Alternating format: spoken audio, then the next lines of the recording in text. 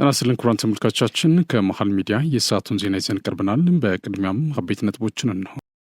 ሀገራችን በታሪኳ በዚህ ደረጃ ብዛትና ጥራት ያለው የፕሮፌሽናል ሰራዊት ከመገንባቷ ባሻገር ሀገሩንና ሙያውን የሚወድ የሚሰጠውን ግዳጅ በአነስተኛ ኪሳራ የሚፈጽም ብቃት ያለው ኃይል ተገንብቷል ሲሉ ፊልድ ማርሻል ብርሃኑ ጁላ ተናገሩ። 28 የኢትዮጵያ ባንኮች 1.3 ቢሊዮን ብር መጭበርበራቸውን የኢትዮጵያ ብሔራዊ ባንክ ዓመታዊ ገንዘብ ደህንነት ሪፖርት ይፋ አደረገ። ለሁለት ቀናት ሲካሄድ የቆየው የብልጽግና ፓርቲ የሥራ አስፈጻሚ ኮሚቴ ስብሰባ ተጠናቋል። ከውጭ የሚላስ የሚቀመስ ያጡ ሱዳናውያን ተፈናቃዮች ነፍሳቸውን ለማቆየት የዛፍ ቅጠልና ከሰል እየበሉ መሆናቸውን አንድ የእርዳታ ድርጅት ለቢቢሲ ተናገረ። ኩራን ተመልካቾቻችን ከመሃል ሚዲያ እነዚህና ሌሎችንም ዜናዎች ይዘን ቀርበናል። ካፍታ በኋላ እንመለሳለን። ዩቲዩብ ቻናሉን ሰብስክራይብ እንዲሁም ይዘቱ ላይክና ሼር በማድረግ የመሃል ሚዲያ ቤተሰብ እንድትሆኑ በአክብሮት እንጋብዛለን። አብራችን ነው። ታላቅ የምስራች የትንሣኤ በዓል ምክንያት በማድረግ ከዲኤምሲ ሪል ስቴት ታላቅ ቅናሽ ተዘጋጅቷል። በካሬ 97,000 ብር ሲሸጥ የነበረው ወደ 78,000 ብር ለተወሰኑ ደንበኞች መቀነሳችንን ስንገልጽ በታላቅ ደስታ ነው። ባለ 1 መኝታ ከ430,000 ብር ጀምሮ፣ ባለ 2 መኝታ ከ620,000 ብር ጀምሮ፣ ባለ 3 መኝታ ከ750,000 ብር ጀምሮ ከ60% የረጅም ጊዜ የባንክ አማራጭ ጋር ማለትም 40% በ2 ዓመት ከ6 ወር ከፍለው ቤቶን የሚረከቡበት። አስተውሉ፣ እኛ ጋር ሲገዙ ቤት ብቻ አይደለም የምንሸጠው፣ የተንጣለለ የመኖሪያ መንደርም ነው። ለልጆ እንዲሁም ለአዋቂ ሁሉንም የሚያገኙበት ግቢ፣ የመዋኛ ገንዳ፣ የልጆች መጫወቻ ሜዳ፣ ላይብረሪ፣ የገበያ ማዕከል፣ ሜዳ ቴኒስ፣ ባይክ ኤሪያ፣ ይህን ሁሉ በአንድ ቦታ የሚያገኙበት ዲኤምሲ ሪል ስቴት። ለበለጠ መረጃ በ0990 274747 ወይም በ094611 2212 ላይ ይደውሉልን። በቅድሚያም ሀገሩን የሚወድ የተሰለፈበትን ዓላማ የተረዳና ፕሮፌሽናል የሆነ ብሔራዊ መከላከያ ሰራዊት ተገንብቷል ሲሉ ፊልድ ማርሻል ብርሃኑ ጁላ ገለጹ። የጦር ኃይሎች ጠቅላይ ኤታማዦር ሹም ክቡር ፊልድ ማርሻል ብርሃኑ ጁላ ከሰራዊቱ ከፍተኛ አመራሮች ጋር ውይይት አድርገዋል። በውይይቱም ራሱን በየጊዜው እየገመገመ በሁለንተናዊ መስክ እያበቃ የመጣ ሀገሩን የሚወድና የተሰለፈበትን ዓላማ ጠንቅቆ የተረዳ ፕሮፌሽናል ሰራዊት መገንባቱን ገልጸዋል። በሀገራችን የመጣውን ለውጥ ተከትሎ በተቋሙ የተሰራው ሪፎርም በርካታ ውጤቶችን ለማስመዝገብ ምቹ ሁኔታ ለመፍጠር ማስቻሉንም አነስቷል። ሀገራችን በታሪኳ በዚህ ደረጃ ብዛትና ጥራት ያለው የፕሮፌሽናል ሰራዊት ገንብታ አታውቅም ያሉት ፊልድ ማርሻል ብርሃኑ ጁላ ሀገሩና ሙያውን የሚወድ የሚሰጠውን ግዳጅ በአነስተኛ ኪሳራ የሚፈጽም ብቃት ያለው ኃይል ተገንብቷል ብሏል። ሰራዊቱ ሀገርን ከብተና ከማዳን ባለፈ የሀገራችንን ሰላም፣ ብልጽግናና ዲሞክራሲን ለማረጋገጥ እየተደረገ ባለው ጥረት ያስመዘገባቸውን ድሎች በታሪክ ሲዘከር የሚኖር መሆኑንም ገልጿል። በተገኙ ድሎች ባለመኩራራት የተመዘገቡ ሁለንተናዊ ድሎች አጠናክሮ ለማስቀጠልና የበለጠ ውጤት ለማስመዝገብ በትኩረት የተሰራ እንደሚገኝም አረጋግጠዋል።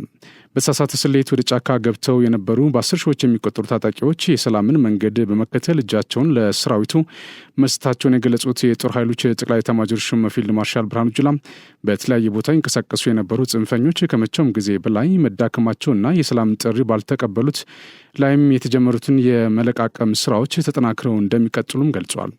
በጦር ሜዳ ማሸነፍ ያቃታቸው የሀገርና የሕዝብ ጠላቶች ባገኙት አጋጣሚ ሁሉ የውሸት ትርክት በመፍጠር በተቋሙ በአመራርና በሰራዊት ላይ የስነ ልቦና ጦርነት በመክፈት ለማጠልሸት ቢሞክሩም በሕዝቡ ዘንድ ተቀባይነት በማጣታቸው ለሰራዊታችን የሚደረገውን ሕዝባዊ ድጋፍ ተጠናክሮ መቀጠሉን ተናግሯል።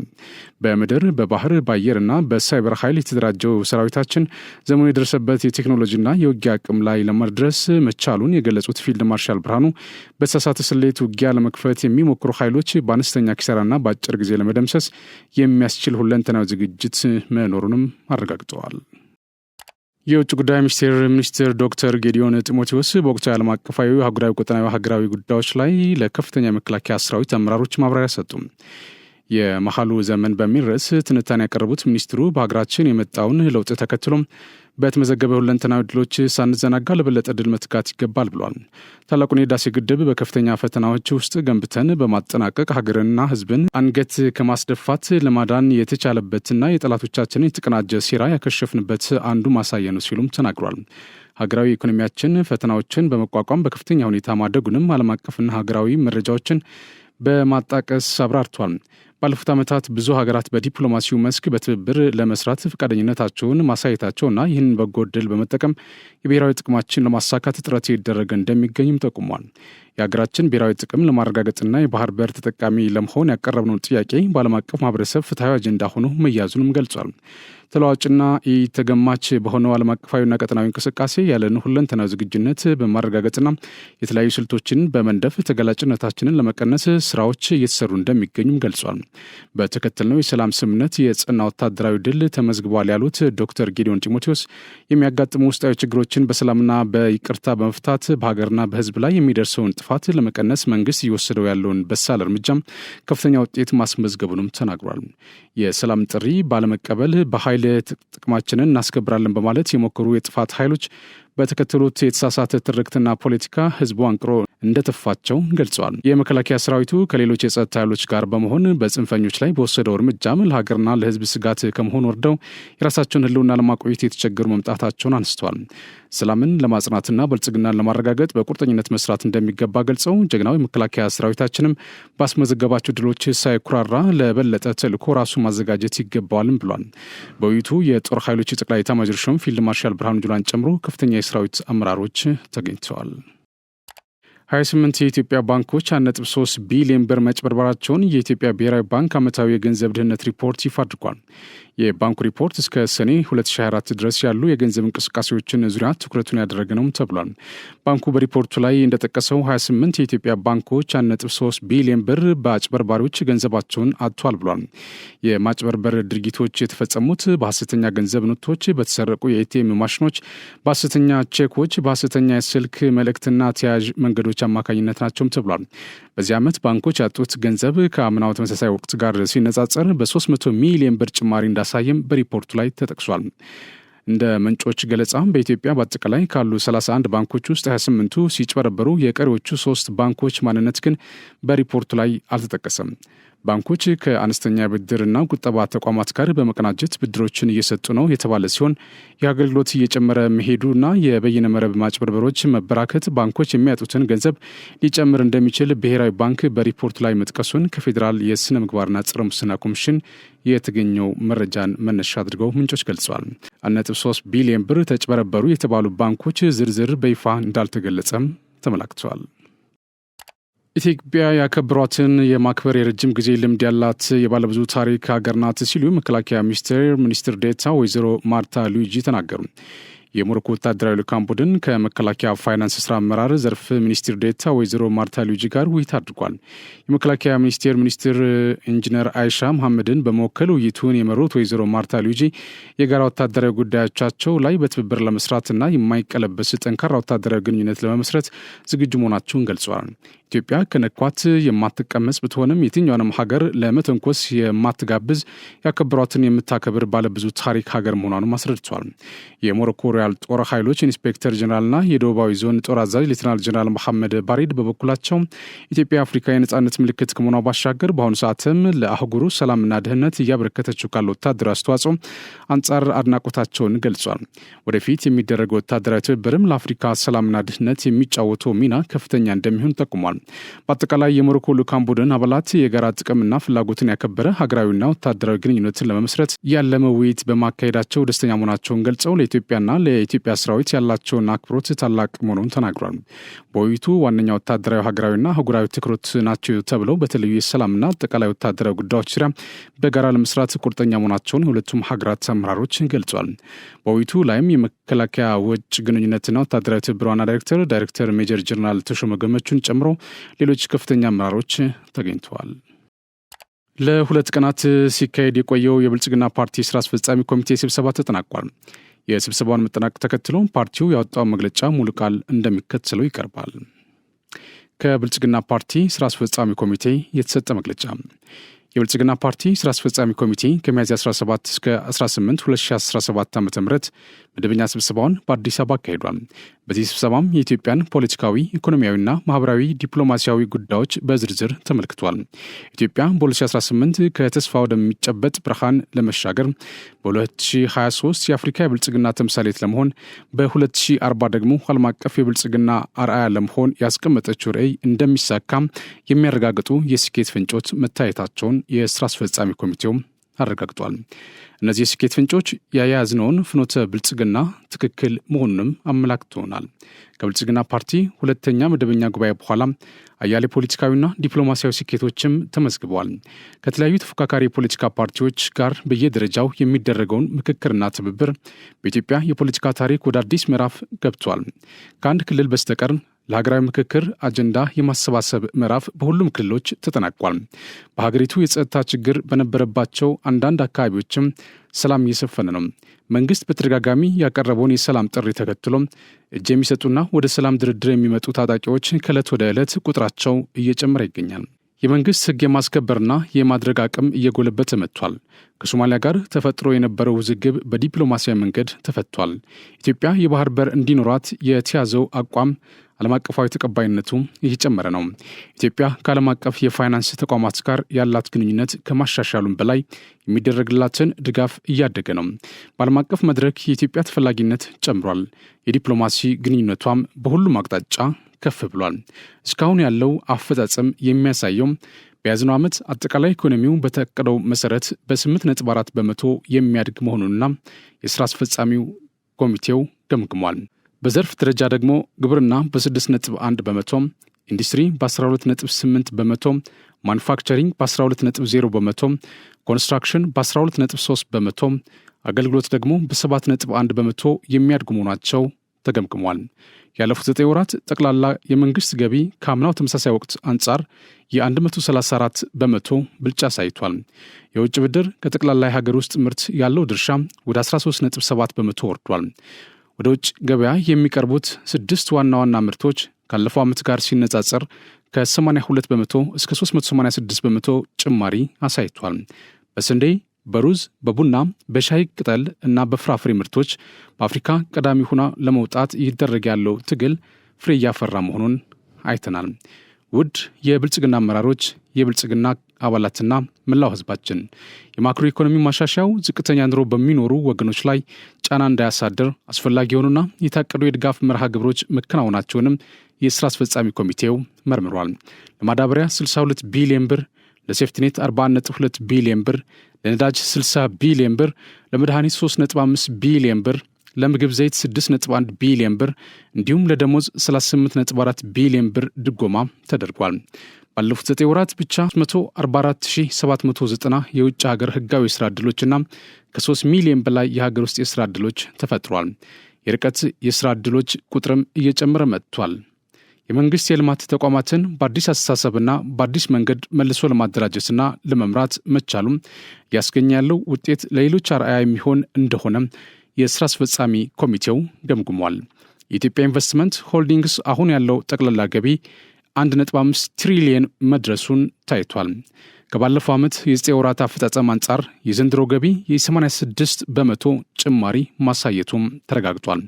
ይህም መንግስት የሀገርን ሀብት ለማወቅ አውቆም በሚገባ ለማስተዳደር አስተዳድሮም ወረት ለማከማቸት የተከተለውን መርህ ትክክል መሆኑን አረጋግጧል። የውጭ ምንዛሪ ክምችት እድገት ከባለፈው ዓመት ተመሳሳይ 9 ወራት ጋር ሲነጻጸር የ203.99 በመቶ እድገት አሳይቷል። የባንኮች ተቀማጭ ገንዘብ ከ3 ትሪሊየን በላይ ተሻግሯል። የ9 ወራት የውጭ ንግድ አፈጻጸም ከ5 ቢሊዮን ዶላር በላይ ሲሆን ይህም ካለፈው ዓመት ጋር ሲነጻጸር የ150.39 በመቶ እድገት አምጥቷል። ባለፉት 8 ወራት 473.9 ቢሊዮን ብር ብድር ከንግድ ባንኮች ተለቋል። ይህም ካለፈው ዓመት ተመሳሳይ ጊዜ አንጻር በ61.9 በመቶ ከፍ ይላል። ከዚህ ብድር ውስጥም 76.6 በመቶ ለግሉ ዘርፍ የተሰጠ ነው። ለግሉ ዘርፍ የበለጠ ብድር መሰጠቱም የግሉ ዘርፍ በኢኮኖሚው ተገቢውን ሚና እንዲጫወት ያስቀመጥነው ፖሊሲ በተግባር እየተገለጠ መሆኑን አመላካች ነው። ዲጂታል ኢትዮጵያ የ2030ን ለማሳካት የጀመርናቸውን ሁሉን አቀፍ ጥረቶች ፍሬያቸው እየጎመራ ነው። የኢንተርኔት ተጠቃሚዎች 50.2 ሚሊዮን፣ የሞባይል ተጠቃሚዎችም 86.6 ሚሊዮን ደርሰዋል። የቴሌ ብር ደንበኞችም ከ52.56 ሚሊዮን በላይ ናቸው። ዲጂታል ፋይናንስ የህብረተሰቡን ፍትሐዊ ተጠቃሚነት ከማረጋገጥ ባለፈ ለኢኮኖሚው መሳለጥ ጉልህ ድርሻ እያበረከተ ነው። ባለፉት 9 ወራት በዲጂታል መንገዶች 7.73 ቢሊዮን ብር ተቆጥቧል። 26.77 ቢሊዮን ብር በዲጂታል በኩል ብድር የተሰጠ ሲሆን የ12.51 ትሪሊዮን ብር ግብይት ደግሞ በዚሁ መንገድ ተከናውኗል። ዋና ዋና ፕሮጀክቶችን በጊዜና በተገቢ ደረጃ ለማጠናቀቅ የተሰጠ አቅጣጫ ብዙዎችን ለፍጻሜ እያበቃቸው ነው። የህዳሴ ግድብ ግንባታ አፈጻጸም 98.66 በመቶ ደርሷል። የኮይሻ አይሻና አሰላ የኃይል ማመንጫዎች በተያዘላቸው እቅድ መሰረት እየተጓዙ መሆናቸውን ተገምግሟል። የቢሾፍቱ ዓለም አቀፍ የአውሮፕላን ማረፊያ ግንባታ የኢትዮጵያን ነገ ታሳቢ ባደረገ መልኩ የቅድመ ዝግጅት ምዕራፍ እየተከናወነ ይገኛል።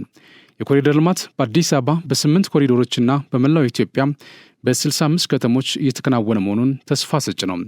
ብዙዎች የመስኖ ግድቦች ወደ ፍጻሜያቸው እየደረሱ ናቸው። ከ9 የመስኖ ግድቦች ውስጥ 6ቱ አፈጻጸማቸው ከ75 በመቶ በላይ ደርሷል።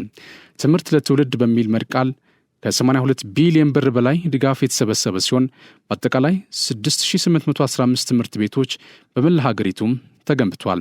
የነባር ትምህርት ቤቶችን አቅም ለማሻሻል እና በግጭት የተጎዱትን ለመጠገን የደረገው ጥረት በትውልድ ላይ ለሚሰራው ስራም መሰረት የሚጥል መሆኑን ታይቷል። የወላድ እናቶችንና የጨቅላ ህጻናትን ሞት በመቀነስ ረገድም የተሻለ ውጤት መመዝገቡ ታይቷል።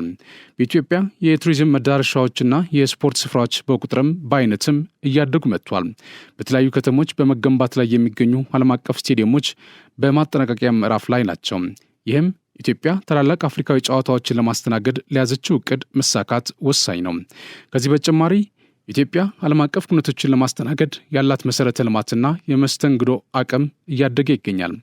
ባለፉት 9 ወራት ከ66 በላይ ዓለም አቀፍ ኩነቶች በሀገራችን ተደርጓል። በቱሪስት ፍሰት ጭማሪም ከአፍሪካ ቀዳሚ ሀገር በመሆን ላይ ነን። ኢትዮጵያ ተፈጥሯዊ፣ ባህላዊ፣ ታሪካዊና ሃይማኖታዊ ጸጋዎች አውጥተን ማሳየት ከቻልን በቱሪዝም መስክ የቀዳሚነት ሚና መጫወት እንደምንችል ጅምሮቹ ያሳያሉ። ባለፉት 9 ወራት በተከናወኑ ተግባራት አምራችነትን በማበረታታት ስራ ያቆሙ ኢንዱስትሪዎችን ወደ ስራ በማስገባት ገቢ ምርቶችን በሀገር ውስጥ ምርት በመተካት የሀገር ውስጥ ገቢን በማሰባሰብ ወጪ ምርቶችን በብዛት በማምረት ከአንድ ጊዜ በላይ መሬትን ደጋግሞ በማረስ ሪፎርሞችን በየዘርፋቸው አግባብ በመተግበር የተመዘገቡ ውጤቶች ተስፋ ሰጭ ናቸው። በዚህ እንቅስቃሴ የተነሳ ራስን የመቻል ተነሳሽነት ጨምሯል። 9 ክልሎች ሰብአዊ ድጋፍ በራሳቸው አቅም ከመሸፈናቸውም በላይ የሰብአዊ ድጋፍ ፈላጊዎች ቁጥርም ባለፉት 5 ዓመታት በሀገር አቀፍ ደረጃ በ86 በመቶ ቀንሷል። ሂደቱ ተረጅነትን መጸየፍና አምራችነትን ባህል ማድረግ በሀገራችን ስር እየያዘ መሆኑን አመላካች ነው። ውድ የብልጽግና አመራሮች፣ የብልጽግና አባላትና መላው ህዝባችን እነዚህ ስኬቶች የጉዟችን መጀመሪያ እንጂ መጨረሻ አይደሉም። ማበረታቻዎች እንጂ ፍጻሜዎች አይደሉም። ስኬቶች መንገዳችን ትክክል መሆኑን የሚያሳዩ የተራራ ላይ መብራቶች ናቸው። ለበለጠ ስራ የሚያነሳሱ፣ ለበለጠ ወኔ የሚቀሰቅሱ፣ የጠለቀ ቁጭት የሚቆሰቁሱ ናቸው። በሰራናቸው የፖለቲካ የኢኮኖሚና የጸጥታ ተቋማት ሪፎርሞች ሀገራችን ከነበረባት የህልውና አደጋ ወጥታ ወደ አስተማማኝ ህልውና የተሻገረች ነው። ሪፎርሙ የነበረውን የህልውና ስጋት መቀልበስ ብቻ ሳይሆን የሀገርን ህልውና ለመጠበቅ የሚያስችል አስተማማኝ አቅም ፈጥሯል። ይህም በተቃራኒው መንግስትን በኃይል ለመጣል የነበረውን ፍላጎት አምክኗል። በተደረጉ ሀገር በቀል ማሻሻያዎች በተፈጠረው አቅምና ዝግጁነት ኢኮኖሚያችን ወደ ተሟላ የኢኮኖሚ ማሻሻያ ትግበራ ገብቷል። ይህ ደግሞ የኢኮኖሚ ሂደታችንና የብልጽግና ጉዞአችንን የሚቀይር አዲስ ምዕራፍ ፈጥሯል። የህዳሴ ግድብ መጠናቀቅና የባህር በር ጉዳይ በቀጠናችን የአጀንዳ የበላይነት እንድንፈጥር አስችሎናል። በዚህም የተነሳ ሀገራችንን ከተከላካይነት ወደ ተጽዕኖ ፈጣሪነት አሸጋግሯታል። በመሆኑም ለውጡ ከመተከል ወደ ማንሰራራት ተራምዷል ማለት ይቻላል። መንግስት የፈጠረው አቅም የጸረ ለውጥ ኃይል መዳከምና ዓለም አቀፍ ለውጥ የኢትዮጵያን ሪፎርም ለማሳካት የተሻለ ዕድል የሚሰጥ ነው። መንግስትን በኃይል ለመጣልና ፍላጎትን በጉልበት ለማሳካት የሚደረገው መፍጨርጨር ውጤት እንደማያስገኝ ሀገራዊ እውነት እየሆነ ነው። በየጊዜው ወደ ሰላም የሚመጡት ታጣቂዎች ቁጥር መጨመርንም ይህንኑ ያመላክታል። በአንድ በኩል እነዚህን ስኬቶች ይበልጥ ማስፋትና ማጽናት አለብን። በሌላ በኩል ደግሞ ራሳችንን ከመሃል ዘመን ወጥመድ መጠበቅ ይገባናል። የመሃል ዘመን ወጥመድ አንድ ሀገር ከፖለቲካ ስርዓት ሽግግር በመውጣት ወደ ቀጣዩ ማጽናት ምዕራፍ ከመድረሷ በፊት በሚገኘው የመሃል ዘመን በስኬቶች ረክቶና ተዘናግቶ የሚቀመጥ አባዜ ነው። የመቀመጥ አባዜ ነው።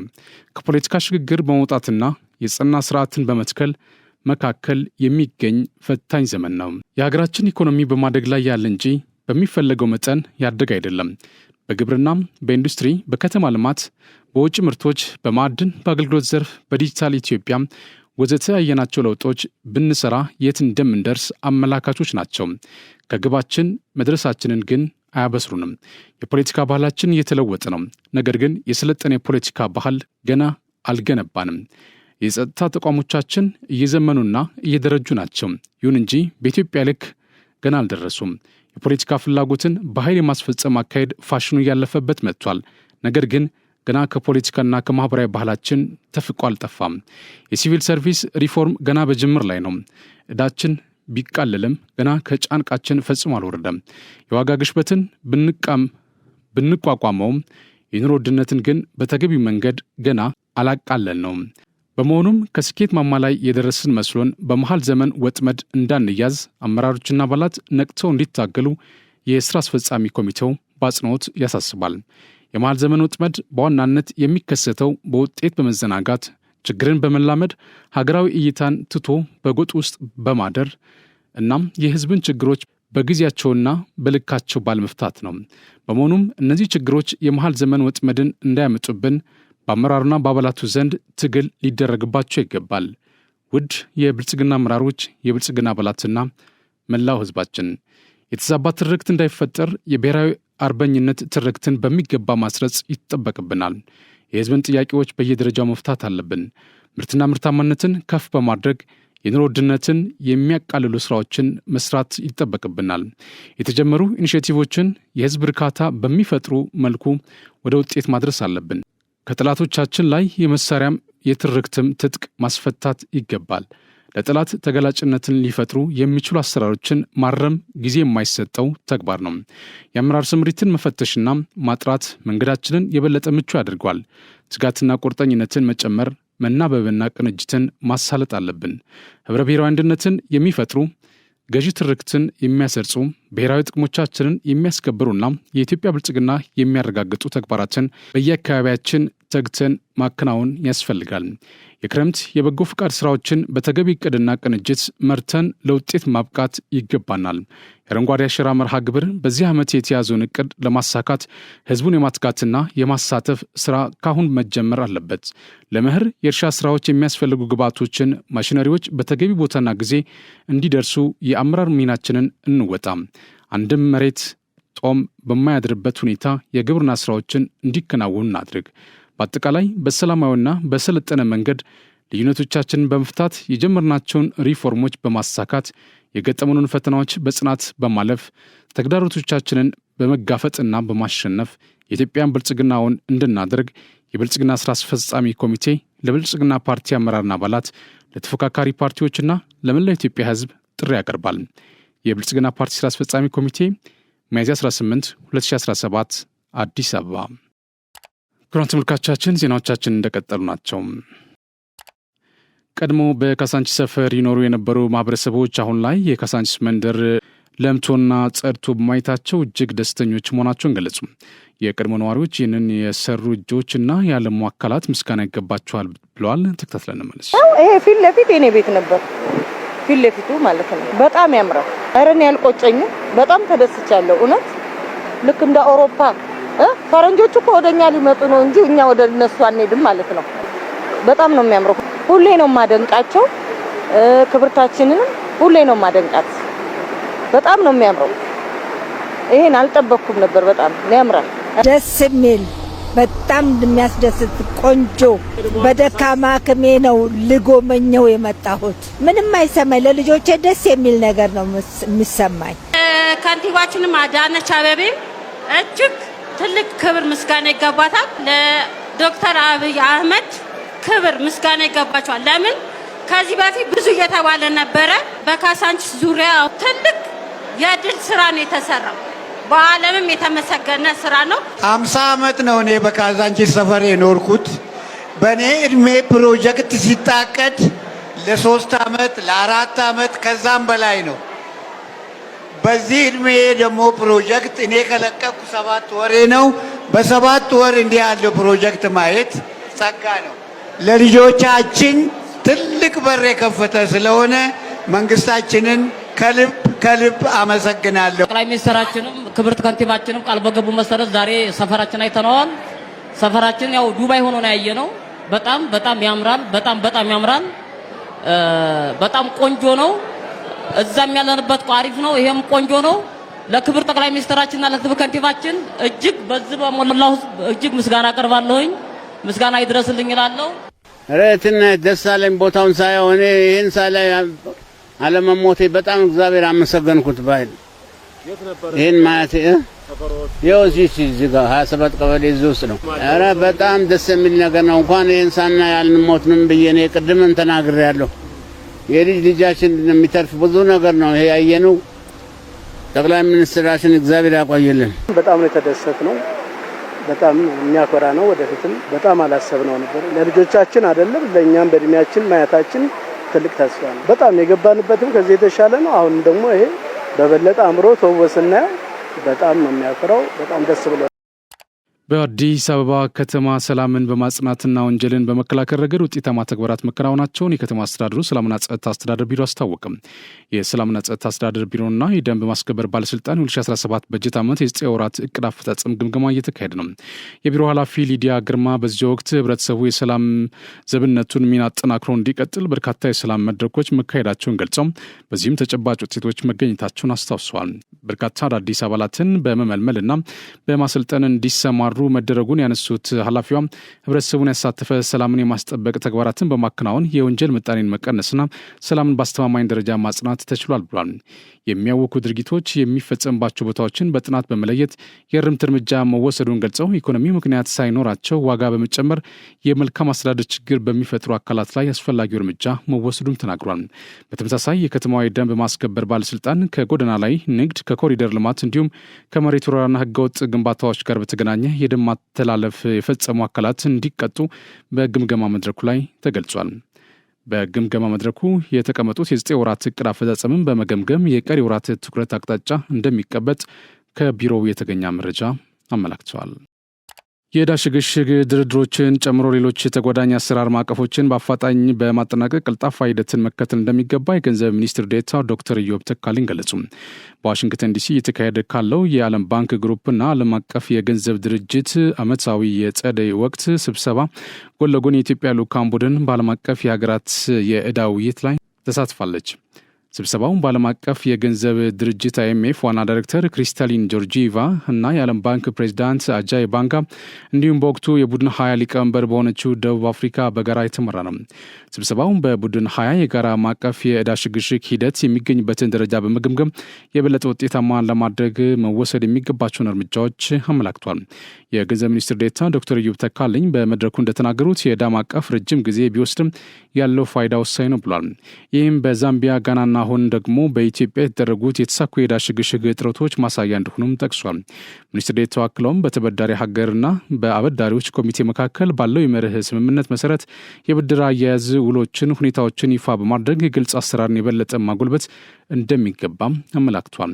በተጨማሪም ከመርህ ስምምነት ጀምሮ ከአበዳሪ ሀገራት ጋር የሁለትዮሽ ስምምነትና የመግባቢያ ሰነዶች በመፈራረም ፈጣንና ቀልጣፋ ሂደት በማመቻቸት አላስፈላጊ መዘግየቶች መቀነስ ተገቢ መሆኑንም በአጽንኦት አነስቷል። ኢትዮጵያ እንደ አውሮፓውያኑ የዘመን ቀመር በማርች 2025 ከአበዳሪዎች ጋር በመርህ ደረጃ መስማማቷ የሚታወስ ሲሆን እንደ አውሮፓውያኑ የዘመን ቀመር በጁን 2025 የመግባቢያ ሰነዱ ዝግጅት እንደሚጠናቀቅ የገንዘብ ሚኒስቴር መረጃ ያመላክታል። የጥራት መንደሩ መገንባት የኢትዮጵያ ምርት በዓለም አቀፍ ደረጃ ተቀባይነት እንዲጨምር በማድረግ በኩል ትልቅ አስተዋጽኦ እንደሚኖረው የንግድና ቀጠናዊ ትስስር ሚኒስትር ዶክተር ካሳሁን ጎፌ ገለጹ። የኢትዮጵያ ተስማሚነት ምዘና ድርጅት የጥራት መንደር መገንባት የተቀናጀና ደረጃውን የጠበቀ እንዲሁም ጥራት ያለው አገልግሎት መስጠት ማስቻሉን ጠቅሷል። ጠቅላይ ሚኒስትር ዶክተር አብይ አህመድ ኢትዮጵያ በዓለም አቀፍ ንግድ ተወዳዳሪ መሆን የሚያስችላትን የጥራት መንደር ባለፈው ህዳር ወር 2017 ዓ.ም መርቀው ለአገልግሎት ክፍት ማድረጋቸው ይታወሳል። የጥራት መንደር የኢትዮጵያ ደረጃዎች ኢንስቲትዩት፣ የኢትዮጵያ ተስማሚነት ምዘና ድርጅት፣ የኢትዮጵያ ስነ ልክ ኢንስቲትዩት፣ የኢትዮጵያ አክሬዲቴሽን አገልግሎትና የኢትዮጵያ ቴክኖሎጂ ባለስልጣን የያዘ ነው። የንግድ ቀጠናዊ ትስስር ሚኒስትር ዶክተር ካሳሁን ጎፌ ቀደም ብሎ ለኢትዮጵያ ዜና አገልግሎት ጋር ባደረጉት ቆይታ የጥራት መንደሩ በበርካታ የአፍሪካ ሀገራት በብዛት የማይገኝ የሴራሚክ የባትሪና የሶላር ኃይል ማመንጫ መሳሪያዎችን መፈተሽ የሚያስችል ላቦራቶሪውን ጨምሮ ያካተተ ነው ብሏል። በዚህም ኢትዮጵያ በአፍሪካ ግዙፍን የጥራት መንደር መገንባቷን ነው ያነሱት። የጥራት መንደሩ በመገንባት ደረጃቸውን የጠበቁ የአሰራር ስርዓትን በመዘርጋት በዓለም አቀፍ ደረጃ የነበረን ተቀባይነት እንዲጨምር የሚያስችል እንደሆነም ነው የገለጹት። የኢትዮጵያ ተስማሚነት ምዘና ድርጅት የማርኬቲንግና ኮሚኒኬሽን ዳይሬክተር አቶ ተኬ ብርሃነ በበኩላቸው ድርጅቱ በዋናነት የጥራት ፍተሻ ላቦራቶሪ፣ የጥራት ሰርቲፊኬሽን እና የኢንስፔክሽን አገልግሎቶችን እየሰጠ ይገኛል ብሏል። የጥራት መንደሩ መገንባት የኢትዮጵያ በምርት ጥራት ፍተሻ የነበራትን ተቀባይነት ከጊዜ ወደ ጊዜ እየጨመረ እንዲመጣ ማስቻሉን ነው የተናገሩት። በዚህም በውጭ ሀገራት የጥራት ፍተሻ ይደረግላቸው የነበሩ ምርቶችን በሀገር ውስጥ መፈተሽ የሚያስችል አቅም ፈጥሯል ነው ያሉት።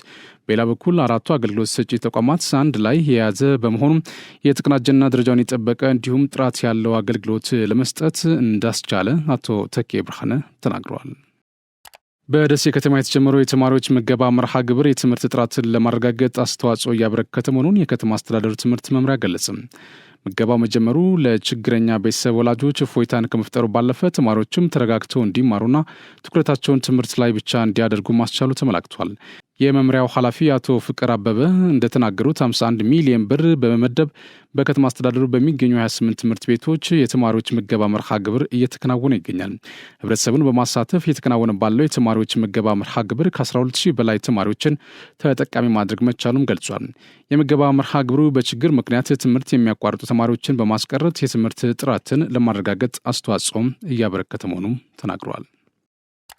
የሮማው ካቶሊካዊት ቤተክርስቲያን ርዕሰ ሊቃነ ጳጳሳት ፍራንቺስኮ የቀብር ስነ ስርዓት በዛሬው ዕለት እንደሚፈጸም ቫቲካን አስታወቀች። በቅዱስ ጴጥሮስ አደባባይ በሚደረገው ስነ ስርዓት ላይ 50 የሀገራት መሪዎችና 10 የተለያዩ ሀገራት ንጉሶች እንደሚገኙ የቫቲካን ኒውስ መረጃ ያመለክታል። በአደባባይ ከሚደረገው መርሃ ግብር በኋላ የፖፕ ፍራንሲስ ቀብር ሮም በሚገኘው ሳንታ ማሪያ ማጆሬ ቤተክርስቲያን ወይም ባዚሊካ ይፈጸማል። ፖፕ ፍራንሲስ በቤተ ክርስቲያኗ የሚቀበሩት በሕይወት እያሉ በተናገሩት ኑዛዜ አማካኝነት ነው። የሊቀ ጳጳሱን አስክሬን በቅዱስ ጴጥሮስ መካነ መቃብር ለማሰናበት በ10 ሺዎች የሚቆጠሩ ሰዎች ለሰዓታት በመሰለፍ ሽኝት አድርጓል። የሽኝት መርሃ ግብሩ እስከ ትናንት ምሽት 3 ሰዓት ድረስ ተከናውኗል። ፖፕ ፍራንሲስ ባደረባቸው ከፍተኛ የሳምባ ህመም የሕክምና እርዳታ ሲደረግላቸው ቆይተው በያዝነው ሳምንት ሰኞ በ88 ዓመታቸው በመኖሪያ ቤታቸው ከዚህ ዓለም ድካም አርፈዋል። ይህ ዜና በቀጥታ የሚተላለፍላችሁ ከመሃል ሚዲያ ነው። ወደ ውጭ ጉዳዮች አልፋለሁ። ታላቅ የምስራች የትንሣኤ በዓል ምክንያት በማድረግ ከዲኤምሲ ሪል ስቴት ታላቅ ቅናሽ ተዘጋጅቷል። በካሬ 97000 ብር ሲሸጥ የነበረው ወደ 78000 ብር ለተወሰኑ ደንበኞች መቀነሳችንን ስንገልጽ በታላቅ ደስታ ነው። ባለ 1 መኝታ ከ430 ሺህ ብር ጀምሮ፣ ባለ 2 መኝታ ከ620 ሺህ ብር ጀምሮ፣ ባለ 3 መኝታ ከ750 ሺህ ብር ጀምሮ ከ60% የረጅም ጊዜ የባንክ አማራጭ ጋር ማለትም 40% በ2 ዓመት ከ6 ወር ከፍለው ቤቶን የሚረከቡበት። አስተውሉ፣ እኛ ጋር ሲገዙ ቤት ብቻ አይደለም የምንሸጠው፣ የተንጣለለ የመኖሪያ መንደርም ነው። ለልጆ እንዲሁም ለአዋቂ ሁሉንም የሚያገኙበት ግቢ፣ የመዋኛ ገንዳ፣ የልጆች መጫወቻ ሜዳ፣ ላይብረሪ፣ የገበያ ማዕከል፣ ሜዳ ቴኒስ፣ ባይክ ኤሪያ፣ ይህን ሁሉ በአንድ ቦታ የሚያገኙበት ዲኤምሲ ሪል ስቴት። ለበለጠ መረጃ በ0990 274747 ወይም በ094611 2212 ላይ ይደውሉልን። የሚላስ የሚቀመስ ያጡ ሱዳናውያን ተፈናቃዮች ነፍሳቸውን ለማቆየት የዛፍ ቅጠልና ከሰል እየበሉ መሆናቸውን አንድ የእርዳታ ድርጅት ለቢቢሲ ተናገረ። በአልፋሻር ከተማ አቅራቢያ በሚገኝ የተፈናቃዮች ካምፕ ላይ ከተፈጸሙት ጥቃት ተርፈው የሸሹ ሰዎች ምግብ ለማግኘት ባለመቻላቸው ነው ያገኙትን ለመብላት የተገደዱት ተብሏል። የሰማን ያለነው ታሪክ በእውነት በጣም የዘገነነ ነው ሲሉ የኖርዌጂያን ሪፊውጂ ካውንስል ኃላፊ ኖዋ ታይለር ለቢቢሲ ኒውስ ዴይ ፕሮግራም ተናግሯል። ሰዎች ከአልፋሽር ወደ ታውሊ እየሸሹ ነው፣ ነገር ግን እንደደረሱ ሕይወታቸው እያለፈ ነው ሲሉ ኃላፊው አክሏል። አንዳንዶቹ እጅግ በሚያቃጥል ሙቀት ከዛምዛም ካምፕ ተነስተው 40 ኪሎ ሜትር ሲጓዙ መንገድ ላይ በውሃ ጥም ምክንያት እየሞቱ ነው ብሏል። በአልፋሽርና ታውሊ መካከል ባለው መንገድ ላይ የወደቁ አስከሬኖች እንዳሉ ታሪኮችን እየሰማን ነው ሲሉም ተናግሯል። ያነጋገርናቸው ቤተሰቦች ብቻዋን ከአልፋሽር ተነሳ ስትጓዝ የነበረች ሴት ልጅ በጉዞ ላይ በተደጋጋሚ የመደፈር ጥቃት እንደተፈጸመባትና ታዊላ ስትደርስ ከደረሰባት ጉዳት የተነሳ ሕይወቷ ማለፉ ተናግሯል።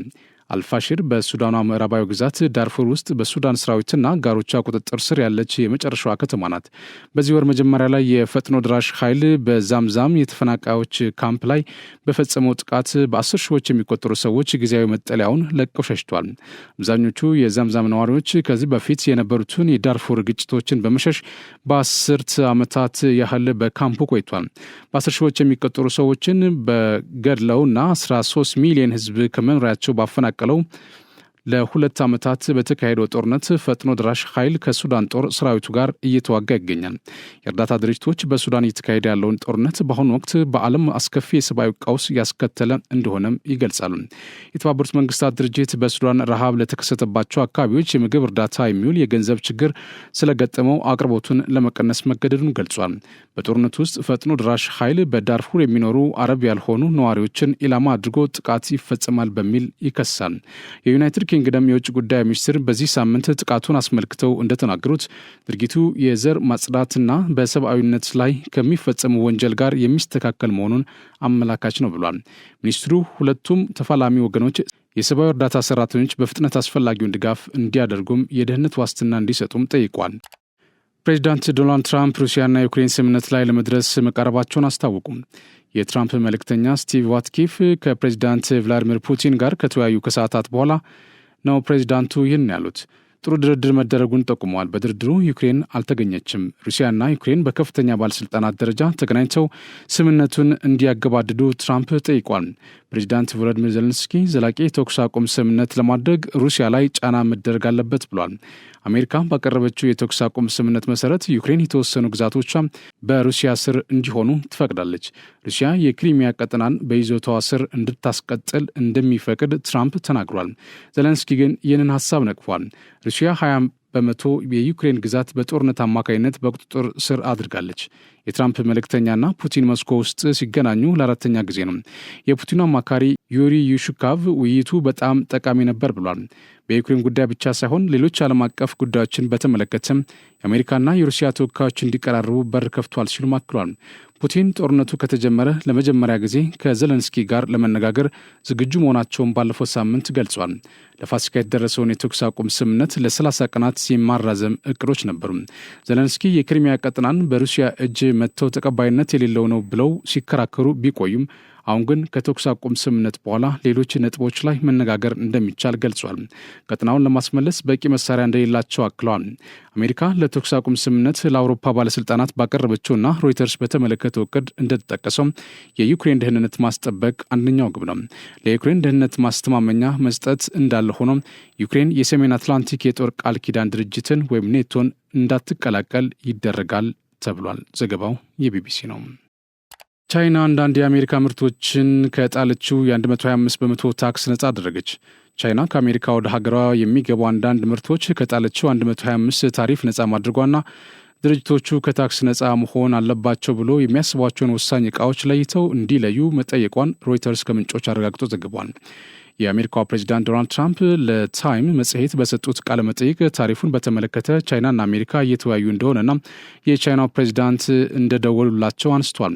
ከቻይናው ፕሬዚዳንት ጋር መቼና ስለምን እንደተወያዩ ትራምፕ ያልተናገሩ ሲሆን የተለያዩ የመድኃኒት ድርጅቶች የሚያስገባቸው ምርቶች ከታክሱ ነጻ ስለመሆን ያነሱ ሲሆን የፈረንሳዊ የአውሮፕላን ሞተር አምራች ሳፍራን ሞተሮችና ጎማዎች ከታክሱ ነጻ እንዲሆኑ መደረጉን ተናግሯል። በተጨማሪም የቻይና የሴሚ ኮንዳክተር ኢንዱስትሪ አሶሲዬሽን ለአንዳንድ የሚሞሪ ቺፕ አማራጮች 8 አይነት የማክሮ ቺፕስ አይነቶች ከታክሱ ነጻ ስለመሆናቸው እንዳሳወቀ ተዘግቧል። የቻይና መንግስት በይፋ ያለው ነገር ባይኖርም 131 የሚሆኑ የምርት አይነቶች ከታክሱ ነጻ እንዲሆኑ ስለመታቀዱ ነው የተነገረው። ሁለት ሀያላን ሀገራት ወደ ንግድ ጦርነት ከገቡ በኋላ አሁን ላይ በራቸው ለውይይትና ንግግር ክፍት ለማድረግ ፍላጎት ማሳየታቸውን ወደ ቀውስ እየገባ ያለውን የዓለም ገበያ እንደሚያረጋጋ ታምኗል ሲል የዘገበው ሮይተርስ ነው። ክቡራን ተመልካቾቻችን ከመሃል ሚዲያ ለሰዓቱ ያዝናቸው ዜናዎች እነዚህ ናቸው። ስለተከታተላችሁ እናመሰግናለን። ዝግጅቶች ይቀጥላሉ። በእኔ በኩል ጨርሻለሁ። በያላችሁበት ሰላም ሁኑ።